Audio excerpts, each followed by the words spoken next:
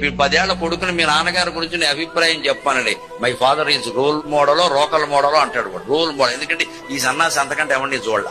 ఈ తండ్రి కూడా ఏమనుకుంటే మా వాడికి నేనంటే చాలా ఇష్టం. ఇదో అజ్ఞానం వీడికి. వాడికి 20 ఏళ్ళు వచ్చాక మీ నాన్నగారి గురించి మీ అభిప్రాయం చెప్పమానండి.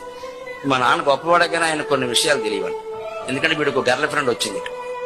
విషయం అది 30 ఏళ్ళు వచ్చాక వాడికి సాఫ్ట్వేర్ ఉద్యోగం వచ్చాక సంవత్సరానికి 36 లక్షల ప్యాకేజీ ఉండగా నెలకి 3 లక్షల జీతం ఉండగా వాడితో మాట్లాడండి. అప్పటికే ఏమిటో ఈ పెద్దవాళ్ళని అంటే బాగుండదు కదని ఫూలిష్ అండి. డైరెక్ట్ గా ఫూల్ అంటే బాగుండదు కదా. ఇది ఫూలిష్ అండి. మా నాన్నగారు ఏమిటో పోస్ట్ మార్క్ ఉద్యోగం చేసుకుంటా పల్లెటూళ్ళు అలా ఉండిపోయారు. ఆయన రిటైర్మెంట్ అప్పుడు జీతం 30,000 అండి. నాది ప్రారంభమే 3 లక్షలండి. తండ్రి మూర్ఖుడి కింద కనబడ్డాడు. అదే 40 ఏళ్ళు వచ్చాక అదే కొడుకుని మీ నాన్నగారి గురించి నీ అభిప్రాయం ఏమిటి నాకు ఏమంటాడు తెలుసా? పెద్దవాళ్ళు చెప్పారంటే ఊరికే చెప్తారు ఏంటంటే కొన్ని నిజాలు ఉంటాయంట. ఎందుకని వాడికి 2 పుట్టి కొట్టడం మొదలెట్టారు అంటే అర్థమైపోయింది.